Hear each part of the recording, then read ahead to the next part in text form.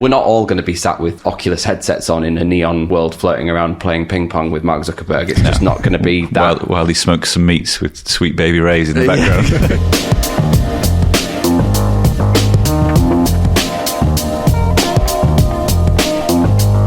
Hello and welcome to Off Script, a podcast for the tech community. Today we're talking about the Metaverse and we're joined by Jack Sales from IMA Home.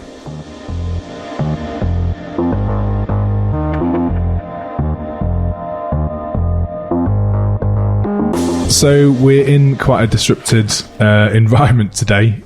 We've got the decorators next door and we've got Louis demanding treats on a regular basis. So apologies if this is rather noisy and distracted, but no more than usual, I guess. Hey.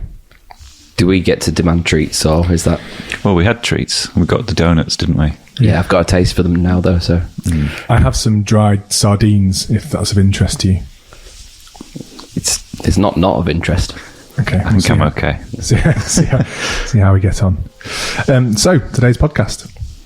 Yep, I'd like to introduce Jack Sales, who's going to talk to us about the Metaverse. Hello. Hi, Jack. How are we doing? Yeah, pretty good. All right, a bit peckish for some sardines, actually. Well, be careful what you wish for. How are you doing? I'm very well, yes. How are we doing? It's good to be here. Yeah, welcome. So we're going to talk about the Metaverse today, and hopefully, for me personally, to find out what the hell it is. Because you're pretty clueless, aren't you? I haven't got a clue. I mean, I was quite excited to find out what it was as part of this as well, so... That's awkward. Okay. Well, I think the overarching point of it at the moment is there's a lot of definitions of what it is and what it could be, and we're only just starting out on that journey. So we'll give an interpretation of it today. Yeah. And we'll see how badly it dates into the future. I mean, you know, the podcasts are just a point in time. We can evolve its meaning. we might have to revisit it a few times. I mean, a lot of the stuff from a talk that I did on it before Christmas is already out of date. Yeah. To give some sort of perspective on that. I mean, that's a disclaimer on technology in general, I guess, most of the time. So. 100%. Yeah. There's no point where the internet stops and the Metaverse begins as well, is there? It's all blurred. Yeah, that's it. It's a very exciting time, but you go through waves of feeling completely bewildered by it and not really knowing what to make of any of it whatsoever. And then you think you're getting a hold on it and it changes again. But it's never a dull moment. Well, you were saying because of Mark Zuckerberg's address at one of the recent Facebook conferences, the definition that they put out there was not different, but a deviation on what people thought it was before. And well, I mean, it was quite a good play on their part to hijack the term as it was starting to move into the sort of common vocabulary. And to name their company after. Exactly.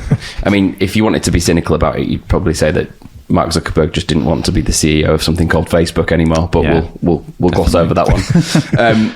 But yeah, I think obviously now that's happened, there's the whole sort of like Web3 terminology, which is starting to come up to the surface. And I think that's probably a better way of framing it. It'll always get called the Metaverse, but Web3 is a good way of contextualizing it in the history of the internet and whatnot as well. So yeah, absolutely. So should we start with the definition then? The current definition that may date, but in kind of your eyes, I guess, Jack, how would you define the Metaverse? So there's a whole host of different things which are all converging together, and I think people have been talking about a concept which may or may not have had something to do with something similar to this previously, but we didn't have all the building blocks in place. Yeah. Hardware wasn't where it is now. The mobile internet wasn't where it is now. Processors were too big. Everything drew too much energy. Batteries were rubbish. And as all of those things have all got better all at once, we are starting to see some building blocks of something that we can call a metaverse. But really, all it is as I was saying, it's an evolution of the internet as we know it. It's if you think about Web 2, well, 1 and 2 as a filing cabinet, you you type in an address, you look up a file, you view that file, but you can only view that file in your viewer, whether it's a screen or a tablet or a phone or whatever. You can only view that one file at once. And then if you want to open another file, you have to go and look it up and find another one. Whereas Web3 is a bit more like a high street. So you can be looking at lots of different things at once. You can move between different spaces, different entities, hang out with people in a place or not. Yeah. Would you say it always has to have a 3D element, or is that just what some people think? I think that's how because it's all come through gaming, there's naturally been that 3D virtual world bit tied into it. Yeah. And that's also coupled with the fact that XR isn't where it needs to be for that to go away yet. I think that we're not where we need to be in terms of like having the real world with a layer of Web3 layered over the top. Like, there's talk of Apple making glasses. Yeah. Ray-Ban are having a bit of a play with it with Meta. If Apple entered the market with something that was fashionable and people would actually wear, then that changes the whole game, doesn't it? Well, it's the same impact that the iPhone had on Web 2. Yeah. At that point. But I think, knowing Apple, they'll probably sit back and let a few people make the mistakes first, and then come back with something that will blow it out the water later on. Even with an established, even with AirPods, I was adamant I wasn't going to buy them because I just didn't like the look of them. And I'm one of the biggest advocates of them. Absolutely. You pitched them to me earlier. It's great. You can ignore people in a meeting and do the washing up. They just have a way to turn things into a status thing as well as an accessory. Yeah. And I think if they decide to go 2 feet into this world and do it properly, which they won't release it if they don't think they can do it properly. So if they do, that's going to drop kick it into another gear, I think. Do you think persistently there is an important aspect as well? And is that possibly damaging to mental health, maybe? We haven't learned how to live. Well, we haven't even learned how to live with smartphones, have we, really? No. Because we don't know when to not use them. And I think that people have very unwittingly fallen into this very habitual, very ritualistic kind of, there's the whole reward thing of like pulling down is a bit like a slot machine to refresh. And you wake up, you check your phone, don't you? You get a little vibration and a ping, and everything's good in the world. Exactly. And I think we've very unwittingly fallen into this addiction. I think that maybe when it isn't so reliant on a single device or a single thing that you have to channel all of your attention through, it might actually get better. Yeah. Because we didn't have this thing before where everyone was saying, we're all spending too much time with each other, and we're all in each other's faces all the time. You just go somewhere else and do something else. Yeah. And I think because there's this thing that is attached to your hip most of the time, just tapping you and saying, give me attention, please, help, come here, do this. If that goes away, we might have a better relationship with it, actually, because you could, if you're done with it for a bit, you can do something else or ignore it for a while. I think it depends on the application of it, though, doesn't it? Because there's an article recently about your attention's been stolen by these devices, and the way that they're kind of designed is an addictive behavior. I guess if it's more combined with your if it's a wearable or something like that, do you think there's also the possibility it'll get worse? I think another thing is people need to remember that they're in control of their relationship with these companies and these products. Like, people forget that the Facebooks of the world aren't building these things out of the goodness of their hearts. Yeah. You're the product. It's free because they're selling you. Yeah. And if you're comfortable with that and you understand that contract that you have between them and you, fine. If you're not okay with it, get off it, because it's never going to get any better. It won't change. That is their business model. Yeah. You have to decide how much you want to let them in. Yeah. I don't actually think companies like Google are bad. You just have to understand what they're doing and your relationship with them. Yeah. But I don't think Amazon are necessarily bad in terms of what they do and how they sell what they do, if that makes sense. Yeah. They do bad stuff. Let's not combine the two things. Yeah. They all do bad stuff. But if you look at the way that the business model works in terms of the relationship with the end user, you have to decide how much you want that to be part of your life or not. Yeah. And just understand that relationship. And I think, as this does grow, there needs to be a bit of an honest conversation with people where the transparency has to come to the fore, and it's like, this is how we are going to exist along with you. That's why Apple's interesting, because they don't care about selling your data, and they don't want your attention all the time. In fact, when you get onboarded onto a new iPhone, you can decide how much it's going to bother you. And I think the Metaverse will have to take that route, and just like you can walk to a library and turn off loads of distractions and focus on a book, you should be able to do that in digital space as well, and make it easy to do that. That's why I'm really excited that Apple do look like they are going to go into that space, because at least when you buy an Apple product, you know that it will be privacy centric, and it has all of those things built into it at its core. It's nice. It's probably why I won't buy any Facebook sunglasses. Just touching on, because you mentioned Web3 is an evolution of kind of the kind of key pivotal moments in the web. I guess in that sense, you're talking about the progression of the technologies, because there's a weird thing happening at the moment with Web3 in terms of this elite group of people that are trying to claim what Web3 is. I don't know if you've kind of seen a lot of the conversation around it on the socials, but it's... Yeah. I mean, I think a lot of the stuff that's kind of kicked this into where it is part and parcel of the way that it's been easy to bring it to the market quickly. Yeah. So there's a lot of memes and stuff going around about how NFTs are just like licensed JPEGs. Yeah. And some of them are licensed JPEGs, but you have to look at what's going on underneath to understand the scope of what is there. I think you've got to remember the transition we went through from just downloading anything and everything from Napster to buying music. Yeah. Like, it felt alien to buy stuff. Yeah. And that was a really strange concept. Yeah, and then everyone got used to it.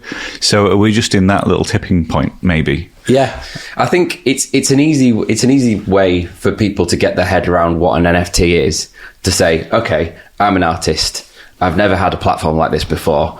I'm able to bring my art to people in their pocket and get paid for it. How about that? Yeah. And that is, it's a very, very simple method of understanding a very, very complex thing.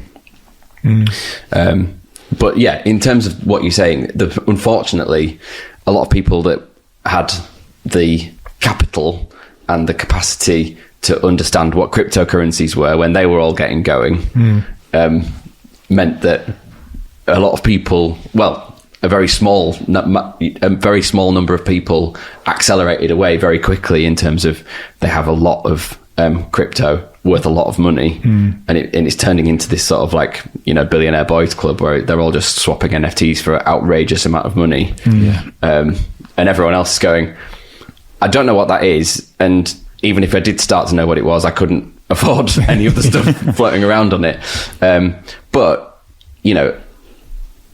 I think as it grows and as more people adopt it and adopt the technology and understand it, it will become more commoditized, and it isn't going to stay as this. Like I said, the whole art thing is a moment in time. It's a good way of people getting their head around what it is, and it's brilliant that artists are getting paid for their work. Yeah. But I think as that drips down and you start to understand that anything that's non-fungible is just a thing that you can own, a unique thing. It doesn't have to be a 360 grand picture of a monkey. Yeah. It can be anything. Yeah. I guess we've just got the environmental impact issues, which is sort of plaguing Web3 at the moment as well. Yeah. So the whole security element that's built into Ethereum and the proof of work aspect is very energy intensive by design. But they're working on fixing that. Yeah, and also the risks around someone just stealing all your stuff is quite high if they get into your computer or somewhere where that's stored. Yeah, and you can't go to the police and say, "Here, someone's nicked my stuff," because they don't know what you're talking about. Where is the stuff? It's on the blockchain. It's the cloud. So we've just thrown away hundreds and hundreds of years of like evolving ownership law that just gets booted in the bin. Yeah. I mean, part of that's around the centralisation of it all, and the whole reason. It's been nice to see some of the conversation around stick it to the man. You know, as you were saying, you know, the alternatives to Spotify and selling media in that way. But there's a reason that you sometimes have a centralised store of an audit trail and things like that. Yeah, because you need to be able to reverse things and know who did what. Yeah. Well, I mean, if you think on the NFT thing, and you know, we are spinning off into something that is a very, very, it's an integral part of Metaverse, but it is only a part. But if you think about NFTs and think about the music industry, think about what it's going to do for that. If an artist can mint a song as an NFT, they can then apportion that up. So they give X amount to their management, X amount to their record label, X amount to their publisher, and they own that part of that smart contract forever. And then everyone else buys the track as they would do normally, and it just immediately divvies all the money out to everyone. It completely flips the whole thing on its head, and it's amazing for artists. Yeah, that's very cool.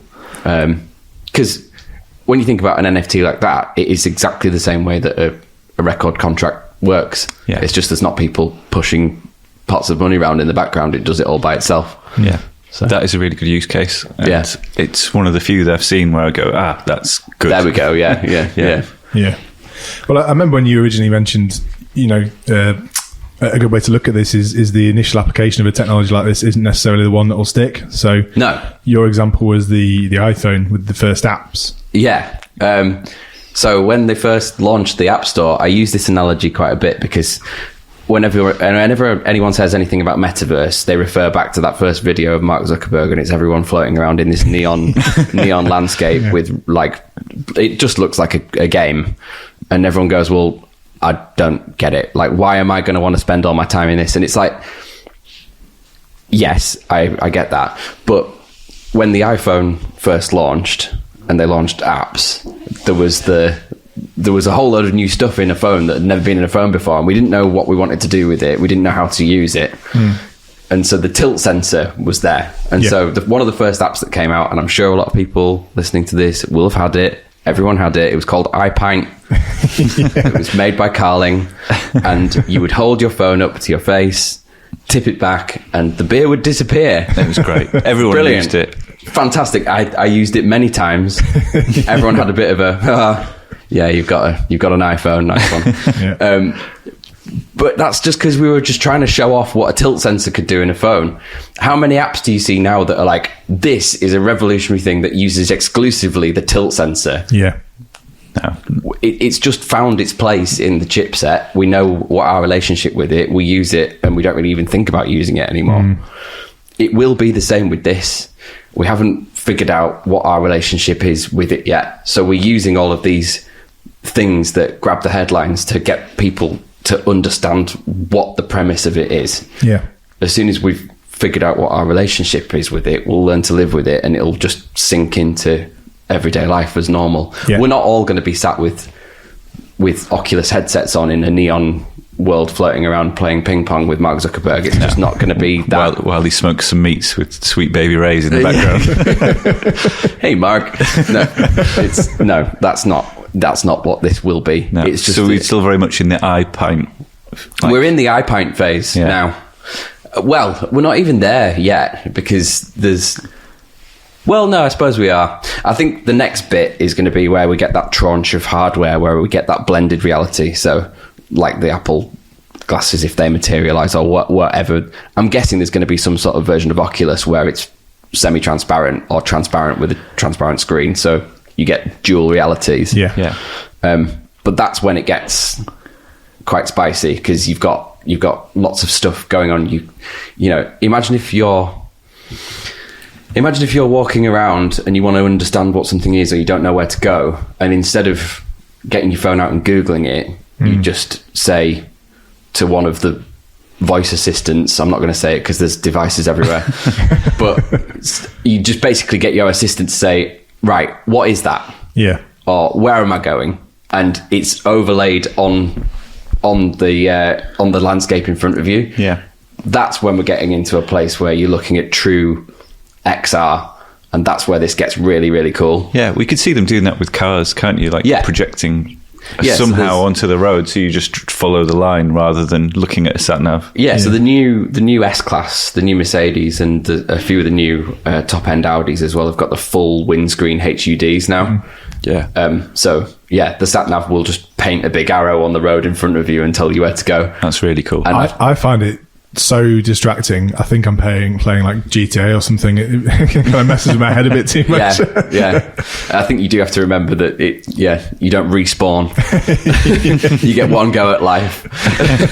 It's a bit philosophical for this, sorry. There might be a problem not knowing if you are in the metaverse or not. Yeah. Just get really pissed. Well, the thing that go you have GTA in the real world. That's the thing. If you dabble around with all these concepts too long, you end up in simulation theory again, and that's when it all gets a bit mad. You need like the Oculus Rift boundaries, but for real life. Then. Yeah.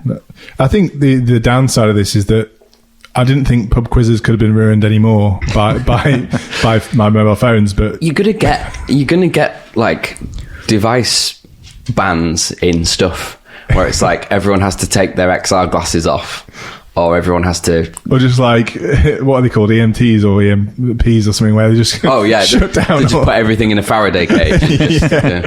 Yeah. Well, imagine like Who Wants to Be a Millionaire or any of those games where it's just like they're already having problems with people coughing or people sat next to someone on Phone a Friend with... Contestants without implants only. Yeah, exactly. It's a bit Black Mirror, really, isn't it? It's very Black Mirror, yeah. Yeah. So in terms of the definition of the metaverse, I know you kind of started talking about how it's an evolution of that kind of directory into something a bit more. It doesn't have to be immersive, does it? But I guess the key point is that it's more natural to explore. I think it's more that it's just there isn't a start or end point. It can dip in and out of your life as and when. And if you want to go full immersive and put a headset on and go somewhere else, cool. If you just want that blended sort of extra layer on the stuff that you're doing in your day-to-day life, that's what it's going to be, isn't it? Really, for the most part, you know, it's going to be your life with a layer of the internet, superimposed on top, which is what we have now, but just not in that way. Like we're already distracted constantly by that media. It's just a different format, essentially. Yeah, that's it. I mean, we only have those dedicated portals to this other world at the moment. Either a device, or a headset. Yeah, and I think something that really annoyed me in lockdown is the endless Zoom calls, just because they are frustratingly similar and very different to meeting someone in real life. Like you can almost pick up on some of the like cues that you would in real life, but not quite. No. And it's that makes you exhausted, isn't it? Your brain's constantly trying to pick up on all those little subtle cues. And you're overperforming. Yeah. In lockdown, I'm still in that world. Well, yeah, same. you remember the old lockdown days. But yeah, you're overcompensating for the fact that you're not sat in a room with other people. Massive. So I do massive head nods, just to really accentuate. I am agreeing with you very affirmatively. Because I'm a small square in this group of 20 people. Yeah. It's really tricky. But I guess as soon as that gap starts closing, that's where it starts to get closer and closer to. Meta seem to think that they're doing sort of like Meta for work. And they seem to think that this full immersive like meeting environment thing, you can get those cues from people, and you do see a bit more body language because it has a concept of what you're doing with your hands and your arms and your posture and stuff. I mean, I don't know I don't know how good that can, like, what's going to sense all that stuff, unless you need to sit in front of almost like a Kinect kind of thing, which has got more skeletal tracking. It has to be something like that, though. It can't be like you wear sensors all over. You're not going to sit in a meeting with two Oculus handset things, those ring things. I don't know what they call them. I do often clench my fists in meetings, but not for that reason. Maybe it'll be like how the iPhone's got that infrared. It draws loads of dots on your face, doesn't it? If you have that in your laptop or in your TV or something. There's, I think the new Apple Watch has got. It can sense how tense your tendons are.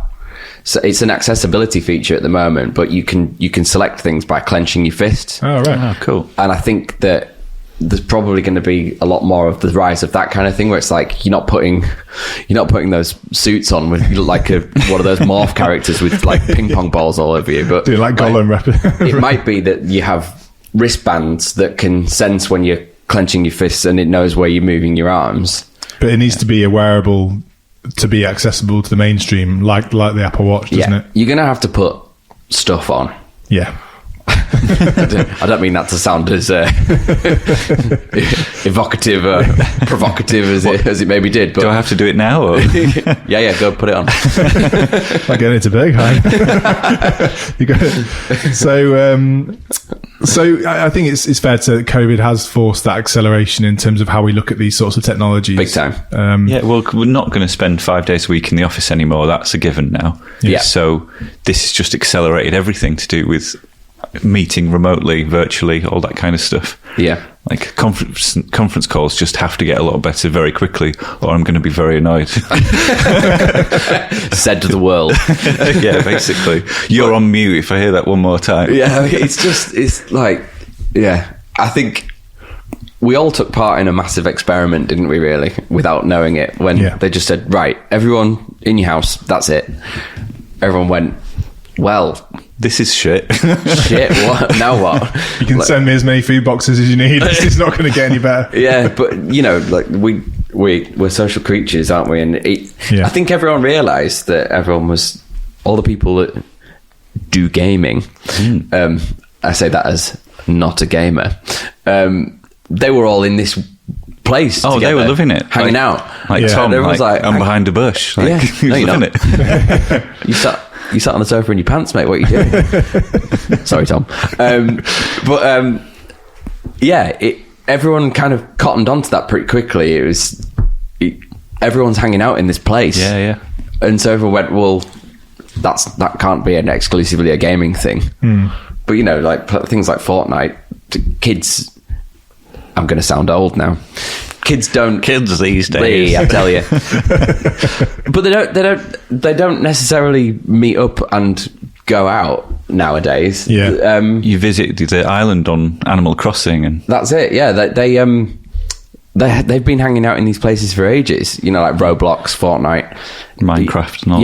Yeah, exactly. That is a way of them meeting up and socializing now, and to them, it's completely normal. And this, I'm sure if you sat down with some of them that have been playing this for years and said, Metaverse, they'd be like, what? Yeah, because we just go to Fountain in New York and and then that's where you meet. But if you meet in a virtual world, why wouldn't you buy virtual clothes to meet your mate? You can see how it all joins up, can't you? I mean, it does make sense. I mean, the value of some of the stuff in some of these platforms is questionable, eye-watering. It's really quite nuts. But the thing that when we're talking about a true metaverse, welcome. That was exciting. It sounds like I've just had an idea, doesn't it? When you're talking about a true metaverse, you can't have something that's centralized to one entity like that anymore, because it's like having monopoly money or a Legoland driving license. Well, like you're saying, if you turn. I mean, I was driving on my Legoland driving license for years. Apparently, it's illegal. So you're 12, you can't drive that. But when you're talking about Fortnite, for example, it was billions and billions of dollars worth of virtual items have been sold in that platform.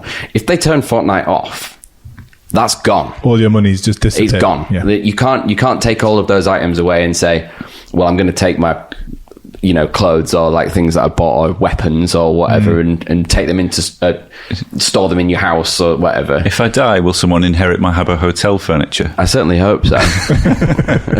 I've logged in for years, but I hope it's still there. Does it still exist? I'm shotgunning the cowskin couch. Habbo's having a bit of a renaissance because of all of this at the moment. Yeah, well, that was a really cool way of like meeting people, chatting. Pretty nerdy. I remember I used to get back from school, go on MSN Messenger, and then just wait for that little box to slide up, because you only knew 10 people on it, so you just wait for the box to slide up and you just chat to them. Appear offline, appear online. Yeah, to get their attention. You know, I'm on like, what a coinky dink. Haven't just been waiting for you. But yeah, like, so when you're looking at something like that where you own stuff, we're not going to have a true metaverse until things can move between these platforms and have that same value across those platforms, because otherwise there's that fragility in that, and that danger that one day your stuff won't exist anymore, and all that money that you gave to those people is... Yeah, well, I'm looking in the show notes. It's stuff like North Face releasing a joint collection of avatars in Pokemon Go and virtual fashion and things like that. And until you can take it with you, you're very much wed to that single brand or game, aren't you? So. Yeah, I mean, it's already starting. Like Ready Player Me is a brilliant platform, which is metaverse centric by design. You can create an avatar in there with the idea that they're going to partner with platforms, so you can take that avatar between platforms. That's cool. So if you buy a North Face Gucci puffer jacket, you can wear it in Fortnite, and you can also take it into Roblox or Decentraland or Sandbox. Or can I be friends with Francis Bourgois on that team? Have you seen that collaboration? I certainly hope so. Yes. Unbelievable. Brilliant. Fantastic. Yeah, absolutely brilliant. Yeah. Yeah. But I mean, the whole relationship with the centralized ledgers and things only existing in one place, and the worry of that is what kicked off Ethereum existing in the first place. Yeah. Because Vitalik Buterin, I apologize if I've said your name wrong, Vitalik. Sorry. Because he's listening, obviously. Well, I would assume so. He probably knows a lot more about this than us. Sorry, he should be the guest. I'm sorry, Jack. Well, I'm also sorry. But he was a big World of Warcraft fan, and they turned off a big part of something that he'd been working forever to build up all these spells and possessions that he had. Yeah. Got turned off, all that stuff disappeared. And cried himself to sleep. He said that in his quote, which I will get for you. I haven't memorized it. Blizzard removed the damage component from my beloved Warlock's Siphon Life spell. I cried myself to sleep, and on that day I realized what horrors centralized services can bring. Which is a little bit dramatic. But the crux of the point is centralized services, you are at the mercy of that the whole time, and that's what caused him to write Ethereum. And when you get to Ethereum, you then have the smart contracts, which is where NFTs have come from. So it all ties in, and it's all part and parcel of this. So Blizzard caused NFTs, pretty much. Pretty much, it's a rich tapestry. So can we talk a bit more about the technology differences in terms of that decentralized model? Because I think the definition of what the metaverse is clearer to me now, but how that's implemented isn't as clear. So how would we go about creating less of a Fortnite model for this sort of shopfront, if you will, and more of a distributed version of that? Yeah, I mean, there are some overarching principles that are everyone's going to have to play nice, basically. Oh dear. It's already broken. And on that bombshell, it's time to end. Thank you very much for joining. But, there are going to need to be some things. I mean, we've managed it before. Obviously the internet is a start point. We're all moderately familiar with that. But that is a thing that got given away. It got opened up to everyone as a tool. Cheers, Tim. Cheers, Tim, if you're listening. I mean, he's full of regret now, isn't he? He created a monster. But then, obviously, you've got open media standards. Yeah. So we know how JPEGs and MP4s and things work. Everyone's universally accepted those. But where does that evolve from there? There's going to need to be a lot more in terms of 3D items, 3D scenes, geometry, vectors, like how they're all interpreted. That has to be universal if you're going to move between platforms freely and do what you want and look the same, behave the same. And then programming, so how we take those assets and make them do stuff. That has to be centralized, or there has to be ways of interpreting that, moving between them. That's a realm where you guys probably know a lot more about that than I do. I guess the problem is everyone's going to try and make these silos as quickly as they can and attract as many people as possible, spend ludicrous amounts buying companies like Microsoft buying Blizzard and whatnot. And then that's where we are now. And then what's next? Just for some philanthropic company to open source something, or what do you think? I think that's an interesting one as well, isn't it? Because it's with the kind of invention of the web, if you will, in terms of it being kind of a standards-driven thing rather than a kind of business-minded decision. How do you think because otherwise we're going to end up with just a bunch of reasonably large disconnected worlds that are just going to be slung together with some crappy APIs. How do we get to that point where the standards really lead the way that aren't driven solely by massive? Because we have that argument at the moment with it's the difficult third album, isn't it? Well, yeah, because you've got the conversations around Google being a browser vendor trying to steer the web in a certain way, Apple with Safari. How do we avoid that? I guess I don't think we can in the first stages. We had the same with Flash, didn't we? So Flash stormed ahead, made all this cool stuff, and it was a single vendor. And then for HTML5 to catch up with that took a long time. So it's going to be that, basically. We do have the gift of hindsight this time, though. And surely I would hope, I'm talking myself out of it before I've even said it, but you would hope that people would say, all right, we learned the lessons of this the last time around. Surely everyone's better off if we play nice, as I say. It's funny though. We take the mickey out of Flash, but Flash really was a pioneering technology. It created the first have a hotel style experiences. So it's done a lot of good. It's got us here, right? Yeah. It was. I mean, people.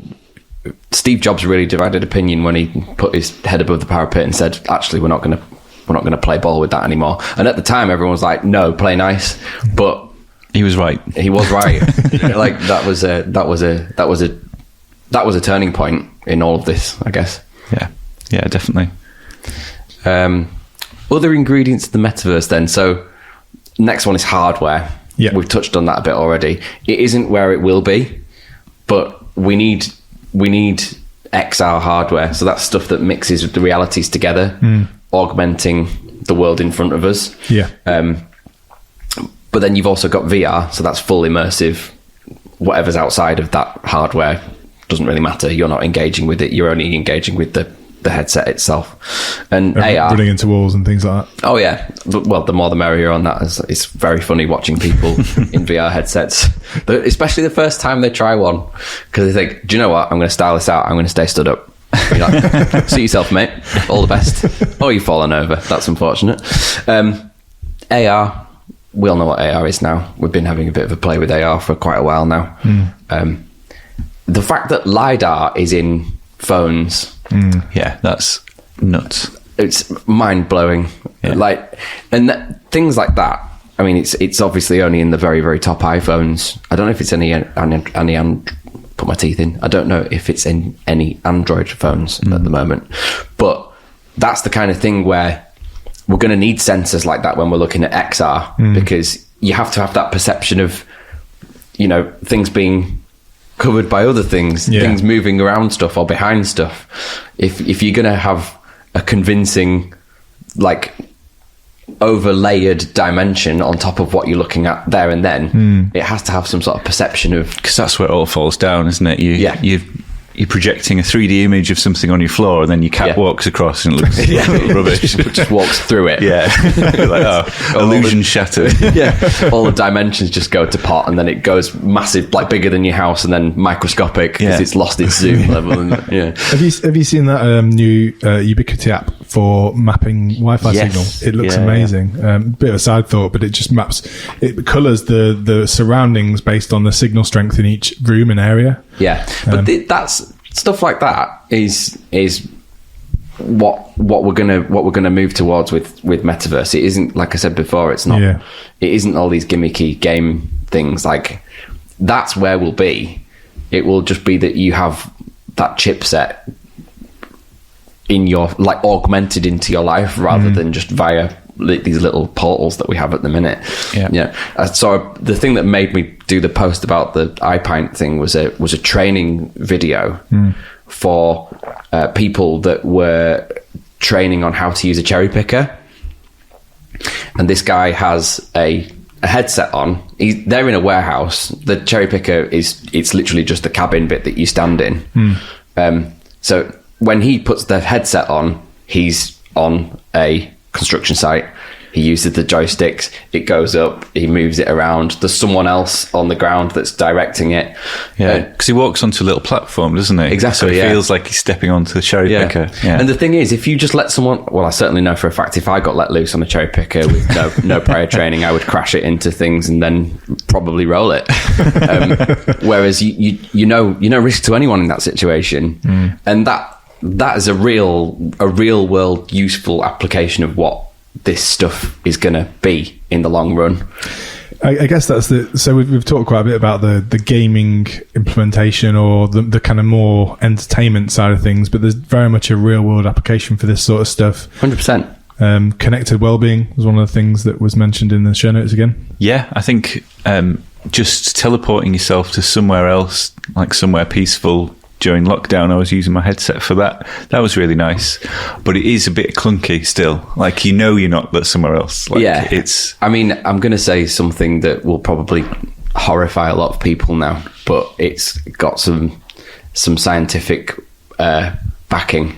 There's a set of dairy cows somewhere in the world. I can't remember where it is. It's not in the UK, but they've been kept in a barn because it was really bad weather, and they gave them all Oculus headsets, the cows that is, of like green pastures, amazing, like beautiful, like rolling hills and stuff. And the cows were found to be less stressed, and not only that, they produced more milk.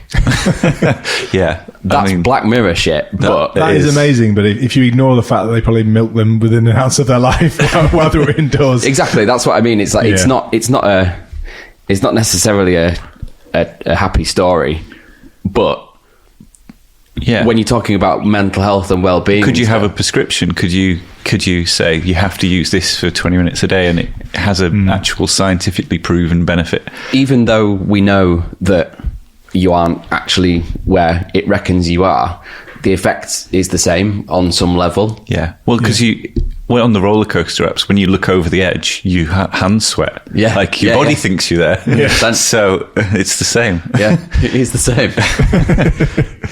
Yeah, I guess with that as well, the wellness side is one thing, but do you think there's more medical application? Obviously, there's already quite good advancements in medical technology in terms of people doing operations from a different location with the robotic arms and things like that. Do you think we'll see more implementations for the kind of medical space with the metaverse?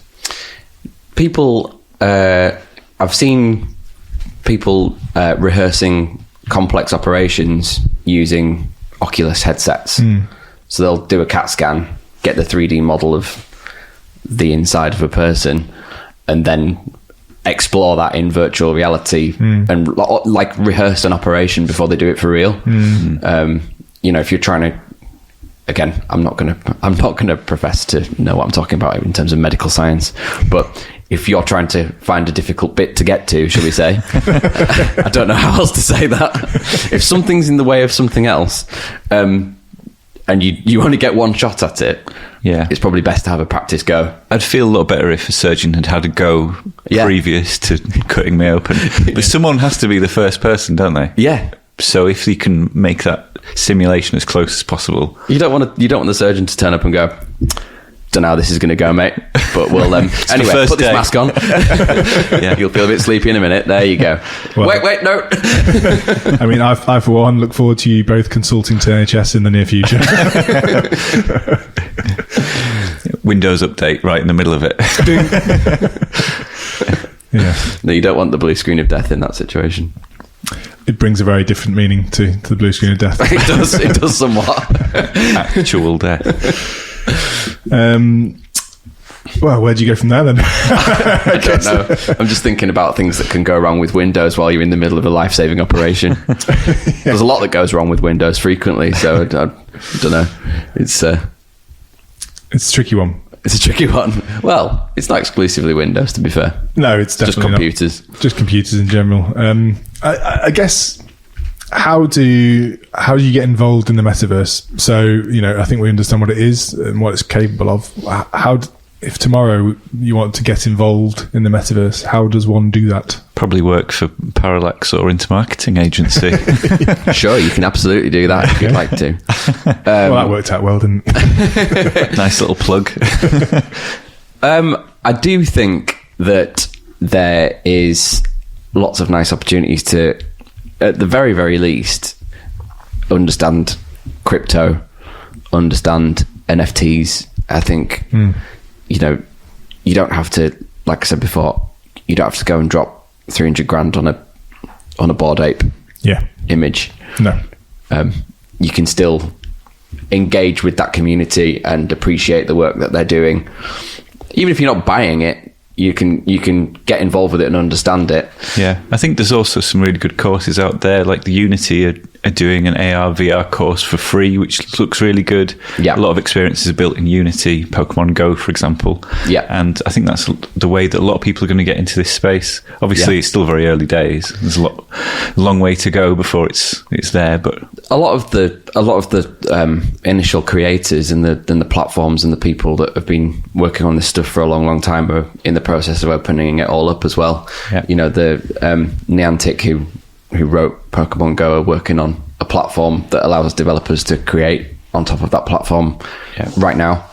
I think if you are in that space and you are a developer or someone that is sort of exploring the next frontier of this stuff, I think it's probably good to understand, like I was saying before, like the sort of like open programming standards, making sure that we're all focusing on that whole notion of building for something that everyone can engage with and enjoy, and it will be better for it. I think if everyone is standing by those principles and building it in such a way where it is open for everyone, then it will be better for it in the long run.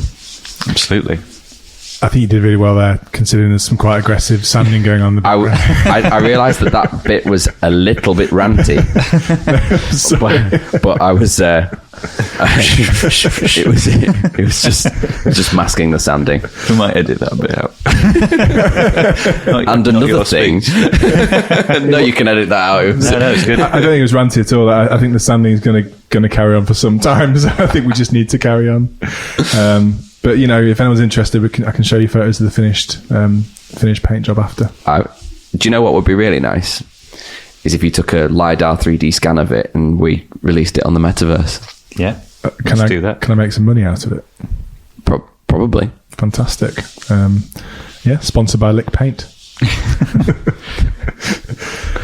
So is there anything else we've kind of missed around this conversation? I think we've covered quite a lot of the kind of main points around the metaverse and some of the applications.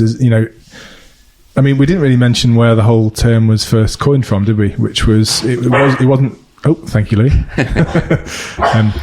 Louis is furious. It's extremely important that we do acknowledge Neil Stephenson's snow crash. Louis is outraged. Yeah, sorry, you are correct. Credit where credit's due is important. Yeah, I think for a lot of people, the first time they heard of that, the metaverse, was from Facebook, which obviously wasn't where the whole kind of concept and origin of the name came from. Louis deleted his Facebook years ago. He doesn't want anything to. Yeah, he's happy now. We've mentioned we've mentioned Snow Crash now, and we're all good. Thank you, Louis, for the reminder. Okay. Appreciate it.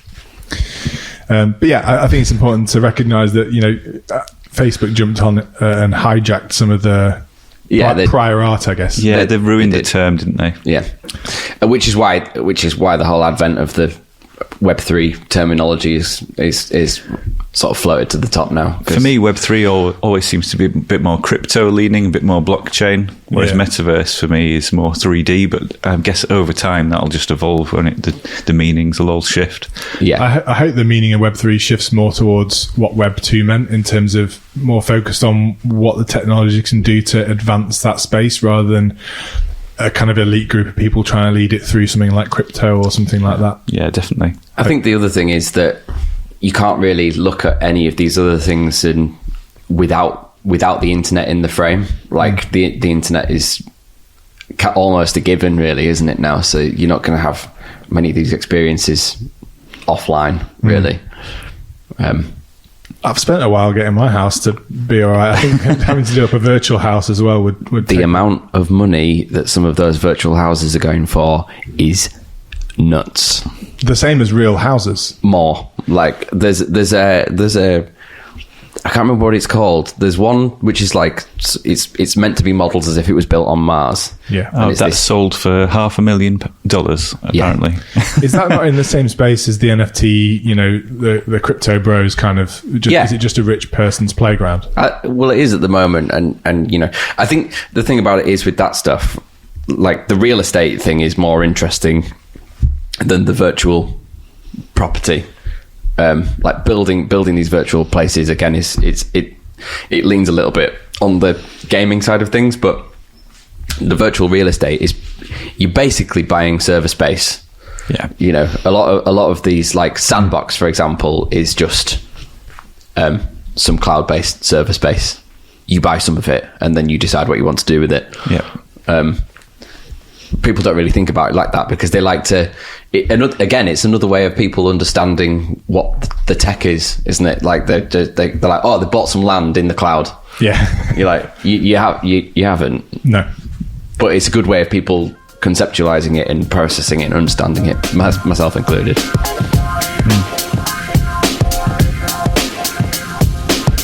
Huge thank you to everyone listening, and special guest Jack, thanks for joining us. Give us a subscribe on Spotify, iTunes and all the usual places.